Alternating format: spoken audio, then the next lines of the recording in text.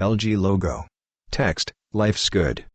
Troubleshooting leaks from the lid of a top-load LG washing machine. In a laundry room, a top-load washing machine leaks from the lid. If you are seeing leaks from the lid of your top-load LG washing machine, they are usually caused by an overloaded wash tub. Resolving the issue is easy. Take care not to overload the wash tub. A woman loads a washing machine. It is fine to fully load the washer, but the clothing items should not be tightly packed inside. In a washing machine, items sit loosely. When loading wash items, the top of the clothing should not be higher than the top level of holes in the drum. A red arrow points to the top level of holes in a drum. Lastly, buoyant items that float to the top of the water may also cause water to splash out of the drum. A pillow floats. If you need further assistance, go to lg.com/us/support.